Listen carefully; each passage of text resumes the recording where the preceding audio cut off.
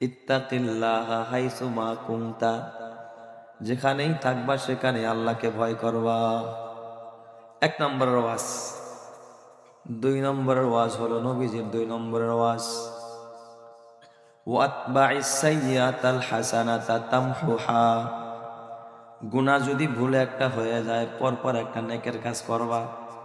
কখনো যদি কোনো ভুলে একটা গুনাহ হয়ে গেছে, এর পরপর একটা কিসের কাজ করবা? নেকের কাজ করবা। তামহুহা, তোমার ওই নেকের কাজ তোমার গুনাহকে মুছে দিবে। সুবহানাল্লাহ। নেকের কাজ কি করবে? গুনাহকে মুছে দিবে, ঢেকে দিবে। ওয়া খালিকিন নাসা বিখুলুকিন হাসান, ও আবু যর, মানুষের সাথে উত্তম ব্যবহার করবা, সুন্দর আচরণ করবা। নবীজি তিনটা উপদেশ যেটা আবু যররে করেছিলেন, এটা যদি আমরা মানতে পারি, ওই বুড়া বাবা যদি মানে, যুবক বন্ধু যদি মানে, আমার পর্দার আলের মা বোনও যদি মানে, নবীর এই কথাগুলো যদি কেউ পরতে পরতে জীবনের পরতে পরতে মানতে পারে, ঘরেও মানতে পারে, বাহিরেও মানতে পারে, ব্যক্তি জীবনেও, সামাজিক জীবন, পারিবারিক জীবন, অর্থনৈতিক জীবন, সব জীবনে মানতে পারে, ওই নবী ওই মানুষটাকে সফলতা দিয়া দিবেন যিনি, তিনি কে? আল্লাহ তাআলা সফলতা দিয়া দিবেন। আজ আমাদের মধ্যে সব আছে কিন্তু আল্লাহর ভয় নাই। আমরা সবকিছুর প্রস্তুত, মেয়ে বিয়ে দেওয়ার জন্য পাত্র খোঁজায় প্রস্তুত, বাড়ি করার জন্য প্রস্তুত, ঘর করার জন্য প্রস্তুত, সব করতে প্রস্তুত, মাগার একটা প্রস্তুতি আমাদের নাই যে কালকে যদি আমার মরণ হয়, এই মরার জন্য আমার কোনো প্রস্তুতি নাই। আসেনি? এখানে কেউ আসেননি যে মরার লিগা প্রস্তুত হয়েছেন? আসেন? কেউ নাই। সবাই শুধু বাঁচার জন্য প্রস্তুত হয়, মরার জন্য কেউ প্রস্তুত হয় না। 80 বছরের বুড়া, সেও দেখি ইঞ্জিনিয়ারের কাছে দৌড়ায়, কয় ইঞ্জিনিয়ার সাহেব প্ল্যানটা একটু ভালো করে দিয়েন, বিল্ডিংটা যেন 100 বছর টিকে। 80 বছরের বুড়ায় কি কয়? বিল্ডিংটা কত বছর টিকে? আরো 100 বছর যেন টিকে বিল্ডিংটা। অথচ তার বয়স হয়ে গেছে কত? 80। এই ভবনে সে থাকতে পারবে কিনা এর কোনো গ্যারান্টি আর নিশ্চয়তা তার কাছে নাই। আপনি একটা বাড়ি করার আগে পজিশন খুঁজেন, তাই না? সয়েল টেস্ট করান, পাইলিং করান, ইট জোগাড় করেন, বালু জোগাড় করেন, কত কিছু। মিস্ত্রির সাথে কথা বলেন, ড্রয়িং করান, কিভাবে আপনি স্ট্রাকচারটা দাঁড় করাবেন, কত আপনার বছরকে বছরই মেহনত যায় শুধু প্রস্তুতি নিতে। অথচ এই ঘরে আপনি থাকবেন কয়দিন? অল্প কিছুদিন থাকবেন। সেই ঘর প্রস্তুত করতে যদি আপনার দীর্ঘদিনের প্রস্তুতি হয়, তাহলে যেই কবরে আপনাকে অনন্ত অসীমকাল অনাদিকাল থাকতে হবে, ওই আখেরাতের জন্য আপনার কি পরিমাণ প্রস্তুতি নেওয়া দরকার বলেন তো? আপনার আমার প্রস্তুতি আসেনি? কোনো প্রস্তুতি নাই। এই জন্য আমার আল্লাহ তাআলা ডাক দিয়া কয়, ইয়া আইয়ুহাল্লাযীনা আমানুত্তাকুল্লাহ, হে ঈমানদাররা তোমরা আল্লাহকে ভয় করো, আল্লাহকে তোমরা ভয় করো, আল্লাহকে তোমরা ভয় করো। ওয়াল তানজুর, এবং ভেবে দেখো, চিন্তা করে দেখো, ভেবে দেখো, চিন্তা করে দেখো, মা কদ্দামাত লিগাদিন ওয়াত্তাকুল্লাহ, তুমি আগামী কালের জন্য, কিয়ামতের জন্য, মৃত্যুর জন্য, পরকালের জন্য তুমি কি প্রস্তুতি নিয়ে রাখছো, এটা তোমার ভেবে দেখা উচিত। কে বলেছেন? কে বলেছেন? আল্লাহ। ওয়াল তানজুর নাফসুম মা কদ্দামাত লিগাদিন ওয়াত্তাকুল্লাহ, আগামী কালের জন্য তুমি কি প্রস্তুতি নিয়েছো এটা তুমি ভেবে দেখো। কালকে যদি তোমার মরণ হয়, তুমি কে নিয়ে রবের সামনে দাঁড়াইবা? বলেন তো, আপনার আমার প্রস্তুতি রবের সামনে দাঁড়ানোর মতো প্রস্তুতি আছে নাকি? কোনো প্রস্তুতি আমাদের নাই। দুনিয়ার সব প্রস্তুতি আছে কিন্তু মরার প্রস্তুতি আমাদের নাই। আমাদের আছে বাঁচার প্রস্তুতি। দেশের চিকিৎসায় হয় না, সিঙ্গাপুর পাঠায় দাও, কোথায়? বিদেশ পাঠায় দাও, আমেরিকায় পাঠায় দাও, লন্ডনে পাঠায় দাও, কানাডায় পাঠায় দাও, বড় বড় রাষ্ট্রে পাঠায় দাও চিকিৎসার জন্য। কিন্তু আমি আপনাদের কাছে বলতে চাই, যেই জায়গায় মানুষ বাঁচার জন্য যায়, হসপিটালে কি মানুষ বাঁচার জন্য যায় না মরার জন্য যায়? হ্যাঁ? কিন্তু বলেন তো, হসপিটাল থেকে লাশ বের হয় বেশি না বাড়ির থেকে লাশ বের হয় বেশি? আপনাদের এলাকার ঘরগুলো থেকে লাশ বেশি বের হয় না হসপিটাল থেকে বেশি বের হয়? অথচ হসপিটালে কি মানুষ বাঁচার জন্য যায় না, মরার জন্য, কিন্তু ওখান থেকে ফিরে কি হইয়া? লাশ হইয়া। বাঁচা যাবে না, বাঁচতে চাইলেও বাঁচা যাবে না। এই দুনিয়া থাকার জায়গা না, এই দুনিয়া বাঁচার জায়গা না।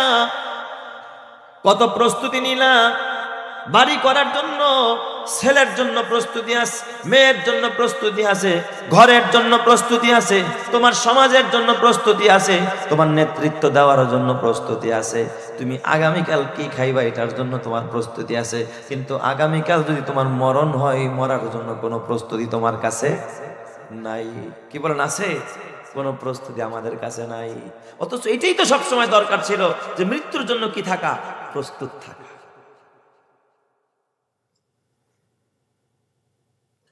ওমর ইবনে আব্দুল আজিজ রহমাতুল্লাহ আলাইহি কত বড় আল্লাহর ওলি, অন্তিম মুহূর্ত মুমূর্ষু অবস্থায় আছেন ওমর ইবনে আব্দুল আজিজ। এই মুহূর্তে ওমর ইবনে আব্দুল আজিজের কাছে গিয়া তার কিছু ভক্তবৃন্দরা প্রশ্ন করে, হুজুর আপনি তো একজন বাদশাহ, প্রেসিডেন্ট, আপনার তো নিজস্ব সম্পদ বলতে কিছু নাই, ঘর নাই, বাড়ি নাই, আপনি মরে গেলে আপনার ছেলে মেয়ের জন্য আপনি কি রেখে গেলেন, কি দিয়ে গেলেন? ছেলে মেয়ে আপনার পরবর্তীতে তাদের জীবন কেমনে চলবে, কি রাখছেন? ওমর ইবনে আব্দুল আজিজ ডাক দিয়া কয়, লোকেরা তোমরা তো জানো না আমি ওমর ইবনে আব্দুল আজিজ আমার সন্তানদের জন্য আমি কিচ্ছু রাখি নাই, তবে আমি আমার সন্তানদেরকে আমি তাকওয়ার শিক্ষা দিয়েছি। আমি আমার সন্তানদেরকে তাকওয়ার শিক্ষা দিয়েছি, তাদেরকে মানুষ বানায় গেছি। আমি সম্পদ দিয়া সম্পদ রাইখা যাই নাই, সন্তানগুলোরে সম্পদ বানায় গেছি। আমার সন্তানেরা তাকওয়া অবলম্বন করেছে। যারা মুত্তাকি হয়ে যায়, এদের জিম্মাদার আর এদের নিয়ন্ত্রণ জমিনের উপরে থাকে না, এদের নিয়ন্ত্রণ গ্রহণ করেন যিনি, তিনি কে? আরো জোরে বলতে হবে, তিনি কে? মুত্তাকি যারা, যারা পরহেজগার হবে, আল্লাহওয়ালা হবে, এদের নিয়ন্ত্রণ এদের হাতে থাকে না, এদের লাগামটা আল্লাহর হাতে চলে যায়, এদেরকে পরিচালনা করে আল্লাহ। জোরে কন্যা আল্লাহু আকবার। বলেন আল্লাহ পারে কি পারে না? আরো জোরে কন, পারে কি পারে না? এই জন্য ভিতরে তাকওয়া প্রবেশ করাও। আল্লাহর একজন বড় বুজুর্গ, বড় আবেদ, কাজী ইয়াহইয়া ইবনে আকসাম রহমাতুল্লাহ আলাইহি একজন বড় মুহাদ্দিস ছিলেন, হাদিস পড়াইতেন, হাদিস পড়তেন। এই কাজী ইয়াহইয়া ইবনে আকসাম রহমাতুল্লাহ আলাইহি মৃত্যুর আগে সন্তানদেরকে ডেকে বলছেন, ও সন্তানেরা, ও আমার ছেলেরা, ও আমার মেয়েরা, আমার যদি মরণ হয়ে যায় তোমরা একটা কাজ করবা, আমি এখনো বুড়া হই নাই, আমার চুল দাড়িগুলো এখনো সাদা হয় নাই, এখনো কালো আছে। একটা কাজ করবা, আমার চুল দাড়িগুলো তোমরা রং করে মেডিসিন মাইরা আমার চুল দাড়িগুলো সাদা বানায়া দিবা। সুবহানাল্লাহ, জোরে কোন সবাই। আমাদের এই যুগের বুড়ারা দেখবেন চুল দাড়ি সাদা করে না, কালো করে। হ্যাঁ, খালি কালো নি। বাপরে বাপ, সেলুনে দেখি ওই দিন এক সেলুনে একজনে শেভ করতেছে, আর একজনে চামড়া টাইনা ধরছে। আমি কি এটা আবার কি সিস্টেম? বুড়া হয়ে গেছে তো, এই নিচা হয়ে গেছে, গর্ত হয়ে গেছে, টান না দিলে চাচা যায় না আর কি। চাচা বুড়া মানুষ, প্রায় 70-এর মতো বয়স, সেও দাড়ি কি করতেছে? শেভ করতেছে। জোয়ান সাজতে চায় না, বাবা বাঁচতে পারবা না। কাজী ইয়াহইয়া ইবনে আকসাম ডাক দিয়া কয়, সন্তানেরা, এই দুনিয়ায় থাকতে পারবো না, কবরে যেতে হবে। যুবক সাইজা কবরে যাইতে চাই না, বুড়া সাইজা কবরে যেতে চাই, কারণ বুড়াদের প্রতি আল্লাহর দয়া আছে। আল্লাহু আকবার, জোরে করেন আল্লাহু আকবার। বুড়াদের প্রতি দয়া করেন কে? আল্লাহ। কারণ নবী যে হাদিসে বলেছেন, ইন্নাল্লাহা লা ইস্তাহি লিজিশ শাইবাতিল মুমিন, কয় যেই মুমিনের দাড়ি পাইকা গেছে ওই মুমিনরে দেখলে আল্লাহ লজ্জা বোধ করে, ওরে ছাড় দিয়া দেয়। বুড়া মানুষ দেখবেন রাস্তার মধ্যে একটা অন্যায় করলেও বাচ্চাটারে মানুষ ধমকায়, এই তুই বুড়া মানুষের সাথে এমন করস কে? বুড়া মানুষের অন্যায়টা মানুষ চোখে দেখে না। ঠিক আরশের মালিকও ওই সাদা দাড়িওয়ালাদেরকে আল্লাহ তাআলা পছন্দ করে, ওদেরকে আল্লাহ তাআলা চাপাচাপি করেন, ওদেরকে জান্নাত দিয়া দেয়। চিৎকার মেরে কন্যা আল্লাহু আকবার। কয় আমারে দাড়িগুলো তুমি একটু সাদা বানায় দিও, চুলগুলো সাদা বানায়। কাজী ইয়াহইয়া ইবনে আকসাম রাহমাতুল্লাহ আলাইহি ইন্তেকাল করলেন। ওনার উপদেশ অনুযায়ী সন্তানেরা দাড়িগুলোকে সাদা বানায়া কবরে শোয়া দিলেন। আপনারা জানেন প্রত্যেক কবরবাসীর কবরে দুইজন ফেরেশতা আছে, মুনকার নাকির ফেরেশতা সওয়াল করার জন্য। আয়েশা তিনটা প্রশ্ন করে, মান রব্বুকা ওয়া মা দীনুকা ওয়া মান নাবিয়ুকা। ইয়াহইয়া ইবনে আকসাম, কাজী ইয়াহইয়া ইবনে আকসামের কবর আয়েশাও মুনকার নাকির ফেরেশতা জিজ্ঞেস করতেছে, মান রব্বুকা তোমার রব কে, ওয়া মা দীনুকা তোমার দিন কি, ওয়া মান নাবিয়ুকা তোমার নবী কে। সে হাও কয় না, নাও কয় না, হা হা লা আদ্রি, হায় আমি কিছুই জানি না, হায় আমি কিছুই জানি না, এই কথাও বলে না। আবার বলে না রব্বি আল্লাহ, হ্যাঁ দিনী আল ইসলাম, এটাও বলে না। হাও বলে না, নাও বলে না, চুপচাপ বসে রয়েছে, কোনো কথা কয় না। ফেরেশতারা ডাক দিয়া বলে, ও কবরের মাইয়িত, জবাব দাও না কেন? একটা তো বলবা, হয়তো জানলে জবাব দিবা, না জানলে হা হা লা আদ্রি বলবা যে আমি জানি না। এটাও বলো না, ওটাও বলো না, চুপচাপ কেন? ফেরেশতায় ধমক দিছে, তারপরও কথা কয় না, চুপচাপ বসে রইছে। ফেরেশতা কি আল্লাহরে জিজ্ঞাসা করে, আল্লাহ তোমার ওই বান্দার কবরে গেলাম, তোমার বান্দা আল্লাহ গো কোনো কথা কয় না, কোনো জবাব দেয় না। আপনারা তো জানেন আমার আল্লাহ ওই কবরবাসীর ভিতরের কি প্ল্যান আমার আল্লাহ জানে কি জানে না? যেটা পৃথিবীর কেউ জানে না সেটা জানে কে? আরো জোরে বলতে হবে, জানে কে? আল্লাহ তাআলা ডাক দিয়া কয়, ও কাজী ইয়াহইয়া ইবনে আকসাম, কেন গো সওয়ালের জবাব কেন দাও না? পারলে দিবা, না পারলে না বইলা দিবা, লা আদ্রি বলবা, কেন বলো না? কাজী ইয়াহইয়া ইবনে আকসাম ডাক দিয়া কয়, আল্লাহ তোমার ফেরেশতারা তারা কি দেখেন আমি বুড়া মানুষ? আল্লাহ গো তাহলে কি নবীর হাদিসটা মিথ্যা হয়ে গেল কিনা? তোমার নবী বলেছে, ইন্নাল্লাহা লা ইস্তাহি লিজিশ শাইবাতিল মুমিন, যে বুড়া মানুষ দেখলে, দাড়ি সাদা মানুষ দেখলে আল্লাহ তাআলা লজ্জা বোধ করে। আমি তো ভাবছিলাম আমার দাড়ি সাদা দেখে আমারে মাফ করে দিবে, আমারে ছাড় দিয়া দিবে, কোনো সোয়াল জব আমার কবরে হবে না। কই তোমার ফেরেশতারা তো দেখি উল্টা ঝাড়ি মারছে আমার সাথে, আমারে কয় কথা কও না কেন? একটা তো বলবা, হা বলবা না, না বলবা। আল্লাহ গো তাহলে কি তোমার বন্ধু তোমার নবীর হাদিস কি মিথ্যা হয়ে গেল কিনা? আমার আল্লাহ ডাক দিয়া বলে, না না না, আমার নবীর হাদিস মিথ্যা না, তবে তুমি তো অভিনয় করেছ, তুমি তো আসল বুড়া না, তুমি তো নকল বুড়া। কথা ঠিক না বেঠিক জোরে কোন? তোমার তো চুল দাড়ি সাদা হয় নাই, তুমি তো অভিনয় করেছ। তবে আমি আল্লাহ তোমার কাছে জানতে চাই, ও কাজী ইয়াহইয়া ইবনে আকসাম, এই কাজ তুমি কেন করলা? এখনো তোমার চুল সাদা কালা, এখনো তোমার মাথার চুল কালো, এখনো তোমার দাড়ি কালো, তুমি কেন কালো চুল আর কালো দাড়িগুলো কেন তুমি সাদা বানাইলা? ইয়াহইয়া, কাজী ইয়াহইয়া ইবনে আকসাম ডাক দিয়া বলে, আল্লাহ আমার দিলের মধ্যে ভয়, আল্লাহ গো কবরের সওয়ালের জবাব দিতে পারবো কিনা, এই ভয় নিয়ে শুধুমাত্র আমি একটু নকল বুড়া সাজছিলাম, যে এই উসিলাইনে তুমি আমারে মাফ করে দাও, সওয়াল জবাবটা নিয়ে আমার কবরের মধ্যে বন্ধ হয়ে যায়। আল্লাহ তাআলা বলে, ও কাজী ইয়াহইয়া ইবনে আকসাম, এটা যদি আমি রবের ভয়ে করে থাকো, যাও যাও, আমি আল্লাহও জানি তুমি আমার ভয়ে এটা করেছো, আমি আল্লাহ তোমারে মাফ করে দিলাম, আমি আল্লাহ তোমার জন্য জান্নাতের দুয়ার খুলে দিলাম। চিৎকার মেরে কন্যা আল্লাহু আকবার, আরো জোরে বলেন আল্লাহু আকবার। ঈমানের পথে অভিচল থেকে আমার মরণ যেন হয়, তোমারই কাছে মিনতি আমার, মহামহিম দয়াময়। ঈমানের পথে অভিচল থেকে আমার মরণ যেন হয়, ঈমানের পথে অভিচল থেকে আমার মরণ যেন হয়। আল্লাহ তুমি কবুল করো, জোরে কানা আমিন। তাহলে ভয় করতে হবে কাকে? আল্লাহ। যৌবনের ইবাদত আল্লাহর কাছে বড় দামি। বুড়া হয়ে গেলে ইবাদত করতে পারবা না, কবরের প্রস্তুতি নিতে পারবা না, কারণ বুড়া মানুষ দেখবা উঠতে গেলে ওযু ভাঙা যায়, বসতে গেলে কাশি দিলে ওযু ভাঙা যায়, নামাজ পড়েও তারা মজা পায় না, শান্তি পায় না। তাই তো আমার নবী কয় ইগতানিম খামসান ক্বাবলা খামসিন শাবাবাকা ক্বাবলা হারামিক, বুড়া হওয়ার আগে যৌবনকে তুমি গুরুত্ব দাও, কারণ যৌবনের ইবাদত রবের কাছে বড় দামি। কেউ যদি যৌবনকালে ইবাদত করে, বুড়া কালকে আল্লাহ তাআলা তার জন্য সুন্দর করে দিবেন। জোরে কোন সুবহানাল্লাহ। আল্লাহ পারে কি পারে না? এই যুবক ভাই, বুড়া কিন্তু এক সময় হবি, তখন কিন্তু ইবাদত করে এই মজাটা পাবে। এখন তো গায়ে শক্তি আছে, এখন ইবাদত করে যেভাবে মজা পাস। এ যুবক ভাই, ও বুড়া বাবা, খবরদার খবরদার, অন্যায় করিস না। এই জমিনের ভিতরে বহু জালেমরা বহু জুলুম করেছে, এখনো করতেছে, কিয়ামত পর্যন্ত জালেমদের জুলুম চলবে। কিন্তু এই জালেমদের জুলুমের বিরুদ্ধে আমাদের এ বাবা বজ্র কণ্ঠে দাঁড়াইতে হবে। কথা ঠিক না বাড়ি যারা কান?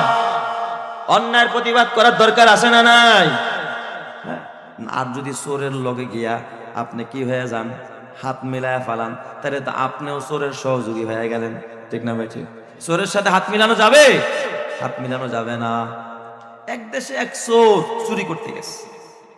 এই মোটা চোর তেল মাইখা তারপরে চুরি করে আর কি। চোরের কাজ হলো কি করা? চুরি করা। এই চুরি করতে যায়, ধরা খায়, আবার ছোটে। তৎকালীন যুগের মানুষ চুরি করতো পেটের ক্ষুধায়, এখন তো চুরি করার স্বভাবে। আগের যুগে চুরি করতো অভাবে, অভাবের কারণে চুরি করতো। এই চুরি করে আরেকজনের পাতিলের ভাত খাই আসতো, এই রকমের চুরি করতো। আর এখন তো চোর, এটা তাদের স্বভাব হয়ে গেছে। এটা হলো দেখবেন, এই বাবা লাখ টাকা কামায়, তারপরে কলমের খোঁচা দিয়া চুরি না করলে তার পেট ভরে না। এই যেরকম আছে না নাই? অভাব নাই, অভাব নাই। তো ওই চোর চুরি করতো মানুষের ভাত শিকার পাইলে আর ভাত খায়া পাতিল দ্বারা উল্টা করে রাইখা চলে আসতো। খড় নিয়া ওই গ্রামের মধ্যে নিয়া, ক্ষেতের মধ্যে নিয়ে পিকনিক করতো, মানুষের মুরগি খায়া কি শেষ। এই রকমের শেষরা চোর ছিল আগে। এখনকার মতো এই রকমের চোর না যে মানুষ খুন করে সব নেওয়া যাইতো আর কি, এরকম না। তো এক চোর এরকম চুরি করতো, মুমূর্ষ রোগী চোর আর কি, অবস্থা খারাপ, শেষ মুহূর্ত, মরে যাবে আর কি। তো ছেলেরা ডাক দেওয়া, বাজান, আমি যেই পাতলা কাম করতাম, আমি মরে গেলে তুই আর এই পাতলা কাম করিস না, তুই ভালো হয়ে যাইস, আল্লাহরে ভয় করিস, খবরদার তুই এই কাম কোনোদিন করিস না। কিন্তু বলেন তো, বাপ যদি চোর হয়, পোলা কম হইলে তো কিছু একটা শিখছে। শেষরা চোর হলে তো হয়েছে না, কিছু একটা তো শিখছে। এরা তো খারাপ ভাই আর কি। তো ওই ছেলেরে বলছে এই কথা, ছেলে কি আর এই কথা মনে আছে? বাবাই চুরি করছে, কিন্তু এখন বাবাই মরে গেছে কদিন পরে, এখন এই পোলায়ও চুরি করা শুরু করছে আর কি। পোলায় যখন চুরি করা আরম্ভ করছেন, চিন্তা করছে বাবাই তো কয়ে গেছে এই কামটা করিস না বাবা, এটা খারাপ কাম। তো বাবার এই বদনাম দ্বারা ঢাকা যায় কি করলে? তাহলে কেমনে আমার বাবার সুনাম হবে, আমার বাবার বদনাম ঢাকবে, এমন কিছু করা আমার দরকার। পোলায় চিন্তা করলো কি, বাবাই তো খালি চুরি করতো, ভাত খাইয়াই তো, আর তো কিছু করতো না।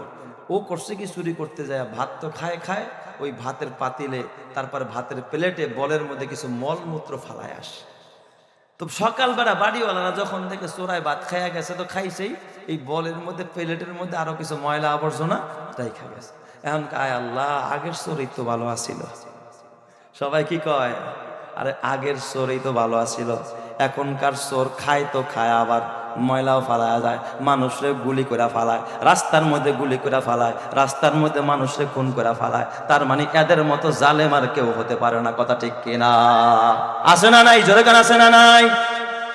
এ যুবক ভাই, আল্লাহকে ভয় করো, আল্লাহর ভয় ছাড়া বাঁচতে পারবা না।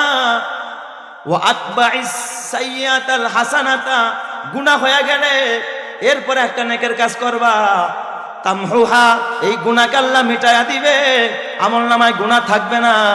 এটা হলো আবু যর গিফারি, আল্লাহ নবী 2 নম্বর ওয়াজ করলেন, ও আতবাইস সাইয়্যাতাল হাসানাতা তামহুহা। তুমি যদি গুনার পরে একটা নেকের কাজ করো, এই গুনাহটাকে মুইছা দিবেন কে? আল্লাহ। আমরা গুনাহ করি তো করি, নেকের ধারে কাছেও যাই না। আর গুনাহ করলে দেখবেন নেক থেকে মানুষ এমনি দূরে সরে যায়।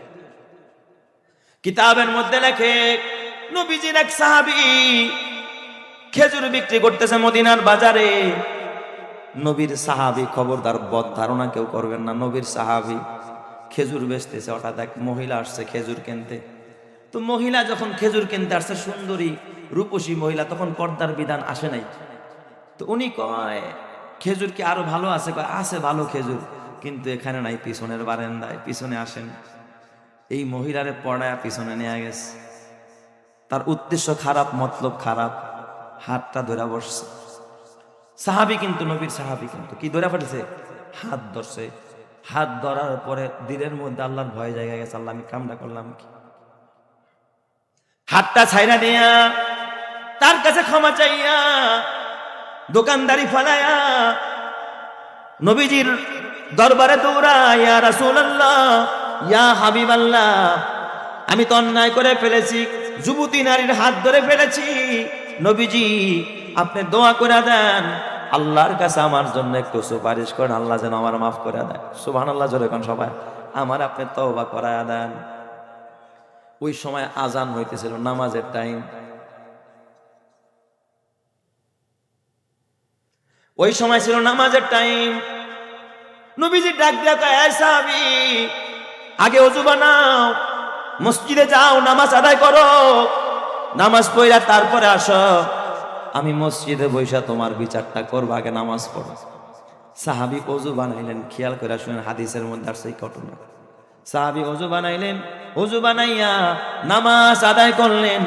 নামাজ আদায় করে নবীজির কাছে যখন আসলেন, নবীজির কাছে আসার পরে নবীজি মুস্কি মুস্কি হাসতে যায়, সাহাবীর দিকে তাকায়া ডাক দেয়া বলে, সাহাবী তুমি জানো না, আমার আগেই তোমার এই ঘটনা আল্লাহর আদালতে পৌঁছায় গেছে। তুমি যে গুনাহ হওয়ার পরে যে নামাজ পড়েছো, এই মনোযোগ সহকারে খুশু খুজুর সাথে নামাজ পড়েছো, তোমার এই নামাজের বদৌলতে আমার আল্লাহ তোমার ওই গুনাহ মাফ করে তোমার ব্যাপারে আল্লাহ আয়াত নাজিল করে দিছে। চিৎকার মেরে কন্না আল্লাহু আকবার। আল্লাহ কি করছে? কোরআনে আয়াত নাজিল করছে, وأقم الصلاة طرفي النهار وزلفا من الليل إن الحسنات يذهبن السيئات। এই আয়াত আল্লাহ নাজিল করে দিল, তোমরা নামাজ পড়ো দিনের দুই প্রান্তে এবং রাতের প্রান্তে। ইন্নাল হাসানাত ইউযহিবুনাস সাইয়্যাত, নিশ্চয় নেক আমল মানুষের বদ আমল গুনাহকে মুছে দেয়। জোরে কান্না আল্লাহু আকবার। এ সাহাবী, এই আয়াত আল্লাহ তাআলা এই নামাজের মধ্যে আমার উপরে আল্লাহ নাজিল করছে, তোমার ব্যাপারে নাজিল করে দিছে। তুমি যে গুনাহ একটা করছিলা, হাত ধরছিলা, এই নামাজ পড়ার বদৌলতে আল্লাহ তাআলা তওবার বদৌলতে তোমার গুনাহ মাফ করে দিছে। চিৎকার মেরে কন্না আল্লাহু আকবার। আবু যর ডাক দিয়া, আবু যর, 3 নম্বর আমল করবা, ওয়া খালিকিন নাসা বিখুলুকিন হাসান, মানুষের সাথে ভালো ব্যবহার করবা, খারাপ ব্যবহার করবা না। এ যুবক ভাই, বুড়া মানুষের সাথে অনেক সময় অনেকে মজাক করে। বুড়া মানুষ রাস্তার মধ্যে হাঁটতেছে, পূজা হয়ে গেছে, কয় দাদা কি খোঁজেন রাস্তায়? হাঁটাহাঁটি করতেছে, কয় কি খোঁজেন? কয় যুবক রে, আমি যেই জিনিস খুঁজি একটু কাছে আসো, তোমাদেরকে বলতেছি। কয় আমি এই রাস্তায় হাইটা হাইটা আমার যৌবন হারাইলাম, এই জিনিস একটা সময় তোমরাও তালাশ করবা, এই যৌবন তোমাদেরও হারায়া যাবে। ঠিক না ব্যাঠিক যারা কন? এই জন্য বুড়া মানুষদেরকে কদর করতে হবে বাবা। খবরদার, বুড়াদের কাছ থেকে দোয়া নিতে হবে, এদের জবানের মধ্যে বরকত আছে। শুধু বুড়াদের দোয়া নিলে হবে না, নেককার পরহেজগার আল্লাহওয়ালা আলেম ওলামা তালিবুল ইলম যারা, এদের কাছ থেকে দোয়া নিবেন, যারা কোরআন পড়ে আর পড়ায়, এদের জবান বড় দামি, এদের জবান বড় পছন্দের জবান।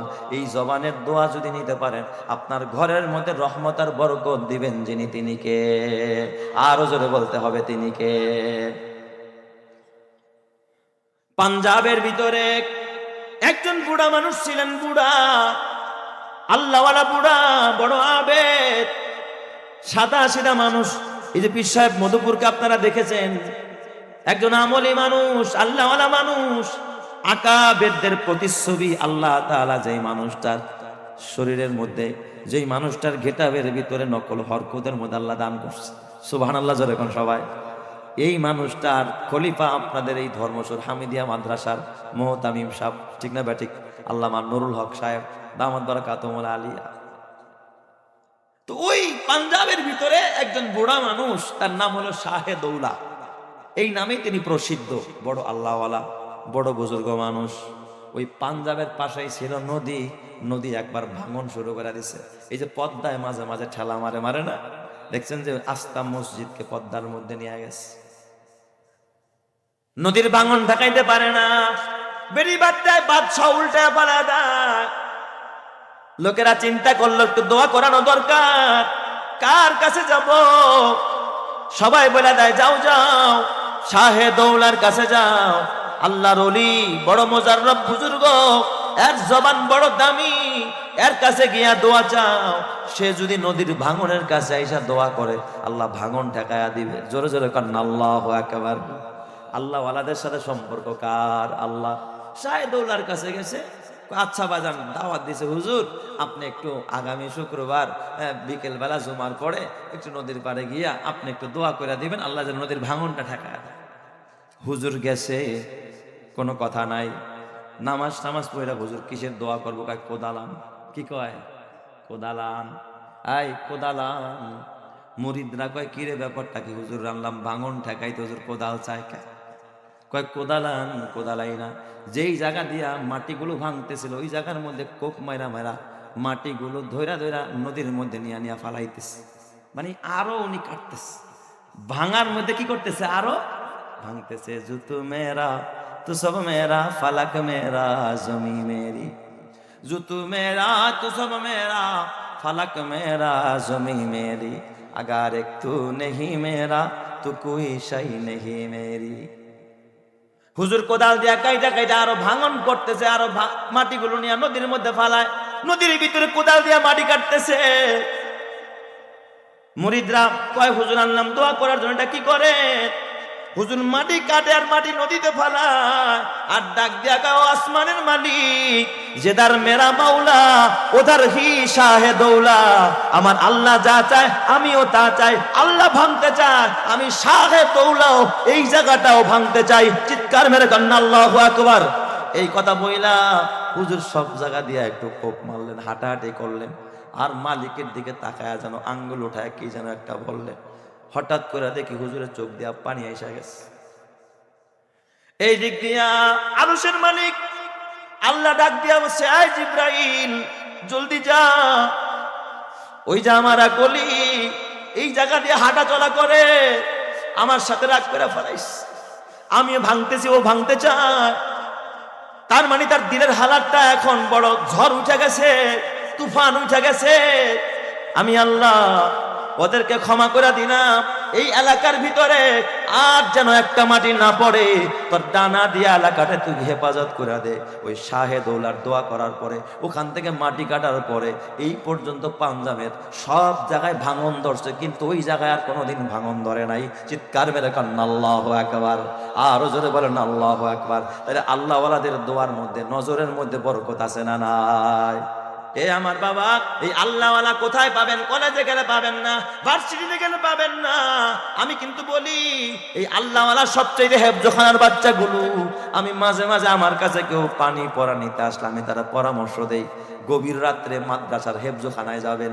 এই ধর্মসুর হামিদিয়া মাদ্রাসার হেফজখানা আসবেন। যখন রাত্র 4টা বাজে ছাত্ররা, হেফজখানার বাচ্চারা কোরআন পড়তে উঠে, তাহাজ্জুদ পড়তে উঠে, এই বাচ্চাগুলো ঠান্ডা পানি দিয়ে ওযু বানাইয়া প্রথমে তারা দেখবেন আগে তাহাজ্জুদের নামাজ পড়ে, এরপরে কোরআন পড়তে থাকে। হেফজখানায় বড় বাচ্চা নেয় না, 8 থেকে 9, 10 বছরের বাচ্চাগুলো, নাবালেক নিষ্পাপ বাচ্চাগুলো এখানে কোরআন পড়ে। রাত্র 4টা যখন আল্লাহ তাআলা প্রথম আসমানে এসে ডাকতে থাকে, আলা আমি মুস্তাগফিরিন ফাগফির আলা, আলা আমি মুস্তারজিকিন ফারজুক আলা, আলা আমি মুবতালান ফাওয়াফিয়া। আসুনি গুনাহগার ক্ষমা চাও, আমি আল্লাহ ক্ষমা করে দিব। আসুনি রিজিকের অভাবী, রিজিক চাও, আমি রিজিক দিয়া দিব। আসুনি অসুস্থ রোগী, আমার কাছে সুস্থতা চাও, আমি তোর সুস্থতা দিব। আল্লাহ প্রথম আকাশে এসে তালাশ করতে থাকে, ডাকতে থাকে। ওই সময় বাচ্চাগুলো কোরআন পড়তে থাকে। ওরা কোরআন পড়া শেষ কইরা যখন ফজরের নামাজ পড়ার জন্য সারিবদ্ধভাবে যখন মসজিদে যায়, তুমি দরজায় দাঁড়ায়া থাকবা, বোতলটা নিয়া দরজার সামনে দাঁড়াইবা, ডাক দেয়া বলবা, আব্বা আমার পানিতে একটু ফু দিয়া যা। ওই বাচ্চাটা তাহাজ্জুদ করছে, এখন কোরআন তেলাওয়াত করছে। নিষ্পাপ বাচ্চা, চোখে গুনাহ করে নাই, জবানের গুনাহ করে নাই, ওর হাতেও কোরআন, ওর জবানেও কোরআন, ওর চোখের মধ্যে কোরআন, ওর অন্তরের মধ্যে কোরআন। ও নাটক সিনেমার অন্তরে ঢুকায় নাই। ওই সময় একটু পানির ফুনিয়া ক্যান্সারের রোগীরে খাওয়ায়া দিবা, ওই রোগীরে সুস্থ করবেন যিনি, তিনি কে? আরো জোরে বলেন না তিনি কে? এই হেফজখানার বাচ্চাদের জবান এত পাওয়ার, কারণ ওরা কোরআন পড়ে, আল্লাহর কালাম পড়ে, ওদের জবান বড় মুস্তাজাবুদ দাওয়া। আপনি একটু প্র্যাকটিস করে দেখেন, আমল করে দেখেন, এই জবানের পানি পড়া নিয়ে দেখেন কি পরিমাণ বরকত পাবেন। এই জন্য আমি বিদায়কালে আপনাদেরকে কষ্ট দিব না রে বাবা। এই মাদ্রাসা, এই হেফজখানা, এই কোরআনের ছাত্রদের, হাফেজদের, আলেমদের কিছু খাবার দরকার, ওরা যেন খানা খায়া খোদার কোরআন পড়তে পারে, এই সুযোগটা আমাদের দেওয়া দরকার আছে না নাই? এই জন্য আমি এই মজলিসের ভিতরে আমি লম্বা কোনো কালেকশনও করব না রে বাবা, আপনাদের খাবারটাও ঠান্ডা করব না। বিদায়কালে একটু শুধুমাত্র এই আল্লাহর নবীর মেহমানদের জন্য, কোরআনের জন্য, হাফেজে কোরআনদের জন্য, যদি কোন আল্লাহর বান্দা পারেন যে হুজুর ইনশাআল্লাহ সামনে রমজান মাস আসতেছে, আমি এই মাদ্রাসার জন্য মাসে 1 বস্তা করে চাউল দিব, তাহলে 12 মাসে 12 বস্তা চাউল হবে।